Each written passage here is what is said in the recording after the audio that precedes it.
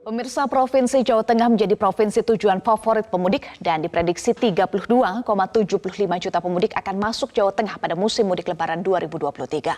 Lalu seperti apa kesiapan Polda Jawa Tengah menyambut pemudik dan memastikan keamanan, kenyamanan dan keselamatan pemudik tetap terjamin? Untuk membahasnya sudah terhubung bersama kami di Lantas Polda Jawa Tengah Kombes Pol Agus Suryo Nugroho. Selamat pagi Pak Agus.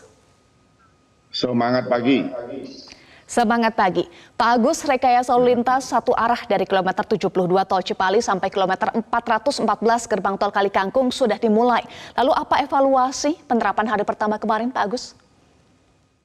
Baik, terima kasih untuk one way hari pertama sudah dimulai dan ada kebijakan untuk diperpanjang hingga pagi dan malam nanti.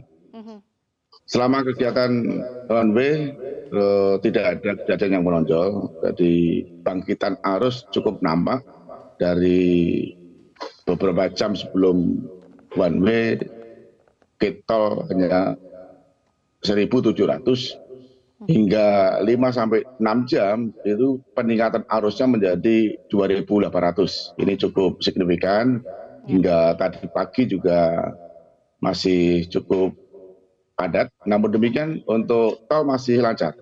Untuk tol masih lancar, jadi exit tol tertentu yang setelah Kalikangkung, Krapyak, Banyumanik ini cukup ada kepadatan.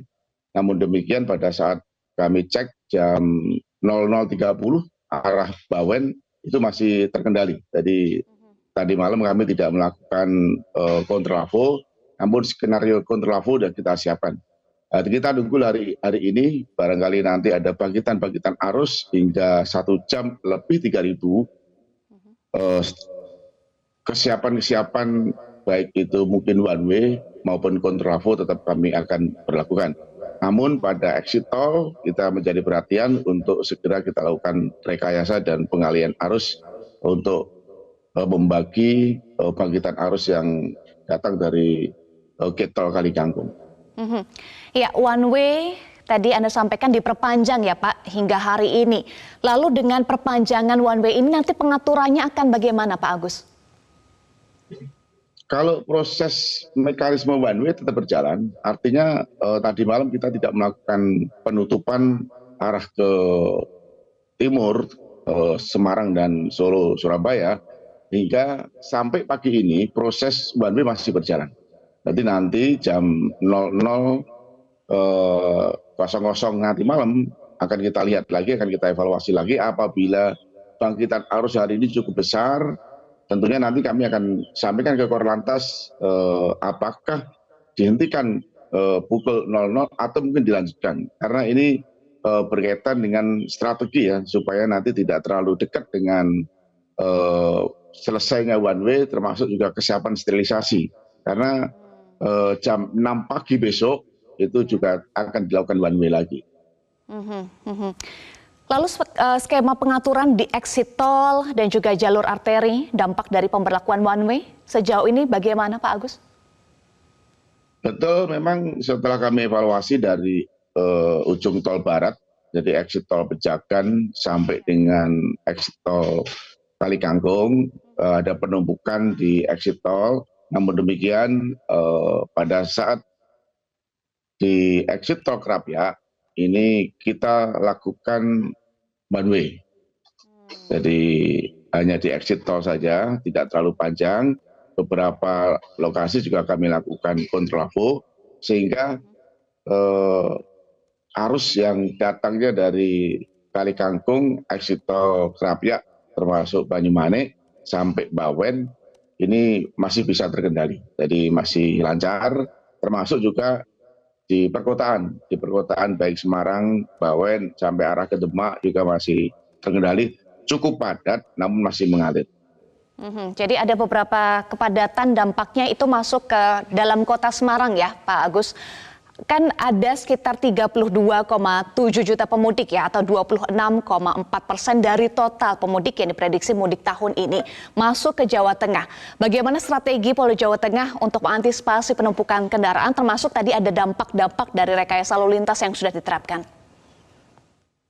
Memang traffic accounting kita tidak hanya melihat dari exit tol ya, dari eksit tol dari Pejagan sampai Kali Kangkung. Kami juga melihat traffic accounting yang masuk dari non tol, khususnya Pantura. Ini juga kami hitung sehingga tata kelola pengalian arus termasuk melancarkan arus lalu lintas ketika one way diberlakukan, beban-beban Pantura ini menjadi perhatian. Karena memang yang mestinya kendaraan harus berangkat ke Jakarta menggunakan Pantura ini cukup ada kenaikan. Namun demikian prioritas daripada Pantura ini juga kami perhatikan khusus karena U-turn yang berada di Jalan Pantura non tol juga kami kelola termasuk pertigaan, perempatan sehingga betul-betul kendaraan yang menuju ke Jakarta melalui non tol itu juga menjadi perhatian, termasuk juga kendaraan-kendaraan yang dari Jakarta menuju ke Semarang, Solo yang di non tol juga kita persiapkan. Ya alhamdulillah jam 18.00 kemarin sore SKP tentang pengaturan operasional kendaraan berat ini sudah kita tindak, kita lakukan penindakan, artinya untuk sumbu 3 ke atas itu tidak bisa operasional. Ini cukup membantu sekali. Dari tol kita keluarkan ke arteri, dari arteri nanti kita kandangkan atau parkirkan di kantong-kantong parkir yang berada di jalan non tol. Ini sangat membantu sekali kelancaran daripada arus lalu lintas. Sudah dipantau sejumlah titik baik tol maupun non tol. Evaluasinya, pemetaannya sejauh ini titik mana saja yang paling ini menjadi simpul kepadatan sejauh ini, Pak Agus? Ketika one way diberlakukan, tentunya setelah rombongan one way itu sampai di Kali Kangkung, itu exit tol itu sangat potensi untuk terjadi kepadatan, termasuk juga pada saat sterilisasi, evaluasi kami bahwa kendaraan yang akan ke Jakarta melalui Pantura ini juga cukup padat sehingga prioritas arus lalu lintas ini harus kita olah sedemikian rupa karena memang Trans Jawa termasuk di Jawa Tengah jalur-jalurnya cukup banyak ya. Baik itu Pantura, jalur selatan, jalur tengah, jalur selatan sehingga alternatif masyarakat dengan himbauan melalui media ini bisa melakukan pilihan kami harus melalui mana. Ini juga keuntungan daripada kondisi jalur-jalur di Jawa Tengah. Jadi sudah ada langkah untuk mengurainya ya, dan juga opsi jalur alternatif mana saja yang disiapkan dan bisa menjadi pilihan bagi pemudik. Memang skenario-skenario sudah kita persiapkan, baik melalui tactical program pada saat belum diberlakukan operasi, pada saat pra-op juga demikian, sehingga ketika bangkitan arus, ketika terjadi penumpukan arus di suatu tempat, langkah-langkah rekayasa lalu lintas kita sudah siap. Karena memang operasi ketupat ini berjalan bertahun-tahun, jadi kami sangat paham sekali lompatan-lompatan itu sehingga strategi untuk mengurai, strategi untuk mengalihkan, strategi untuk menutup dan membuka ini sudah dinamisasinya sudah jalan dengan baik. Situasional termasuk ada rencana opsi kontraflow ya juga akan diterapkan di tol. Kapan rencananya Pak Agus? Tadi malam kita sudah siap-siap jam 23.30 cukup ada peningkatan arus di gate tol Kali Kangkung. Terus kami cek sepanjang Pantura juga ada kepadatan, tetapi masih lancar. Jadi traffic accounting yang ada di gate tol Kali Kangkung sangat menentukan sekali.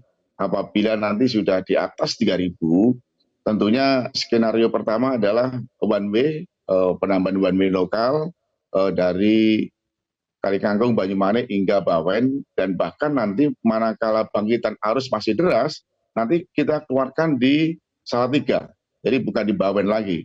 Sehingga nanti kita bisa mengelola non tol yang berada di Bawen. Ini alternatif itu. Kebetulan tadi malam setelah sudah 2.600 laporan dari jajaran ini masih lancar sehingga tidak kami berlakukan one way pada malam tadi. Kami lihat nanti setelah pagi ini atau mungkin besok sore atau mungkin nanti siang traffic accounting itu yang akan kita lihat sehingga dengan hitung-hitungan volume, kapasitas dan rasio visi rasio itu harus kita lakukan tindakan kaitannya dengan baik itu one way atau kontraflow.